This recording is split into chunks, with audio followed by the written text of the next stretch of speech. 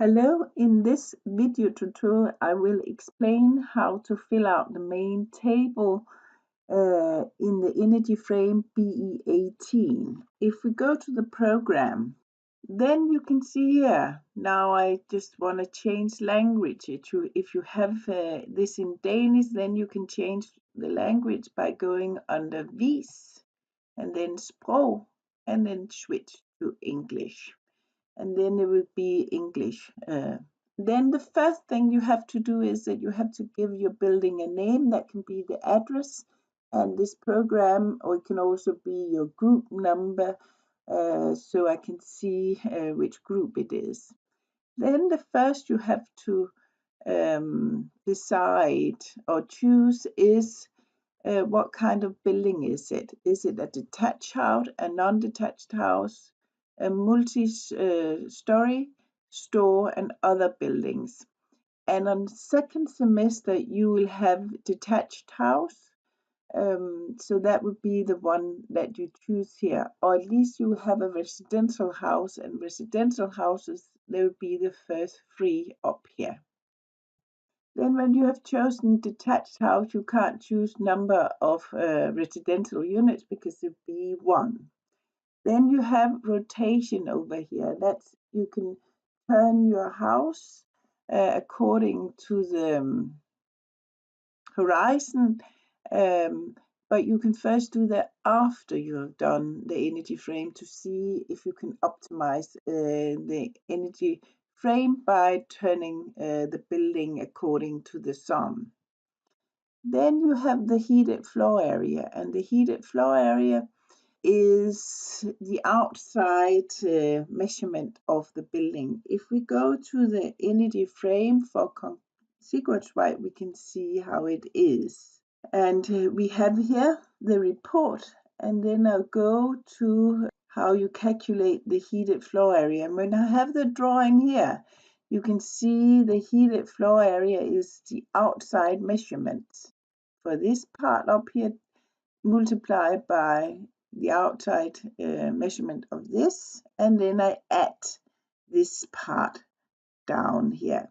So this is how you calculate the heated floor area.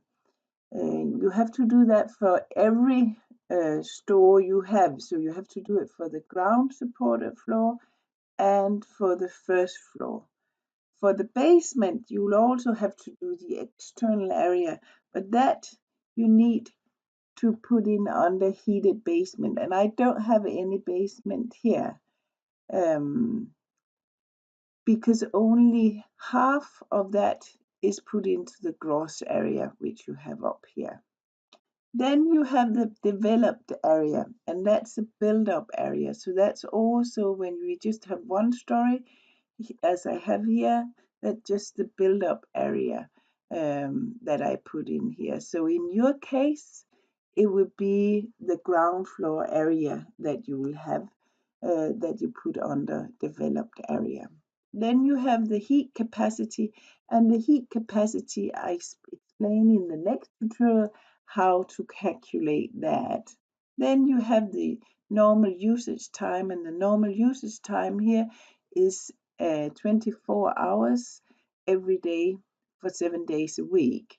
So that is 168, and it's always the same for residential houses.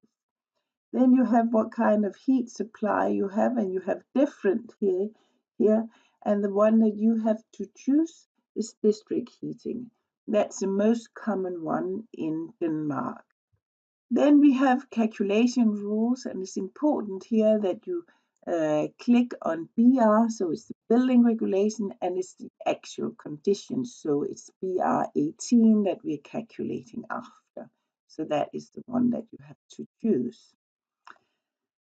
Then you have down here, you have also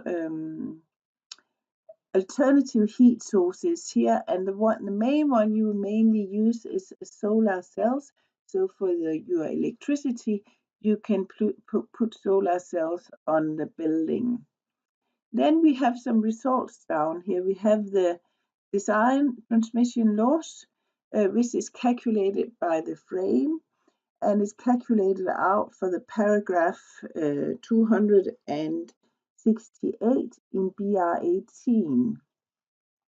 And if we go to the guidelines, you can see how it's calculated.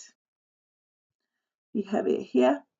There we have the guidelines, and down here you can see that the formula for calculating the design transmission loss is 12 plus 6 divided by E, and E is the cross area divided by the developed area, and we call it the storage number.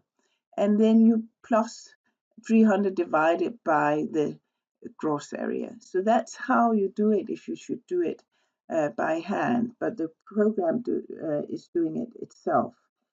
And this number here has to be higher than the number that we have over here, which is the transmission loss. And that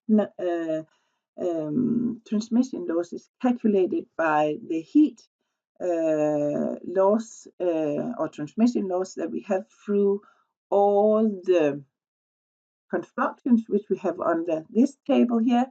And here you can see the total loss that we have for the constructions there.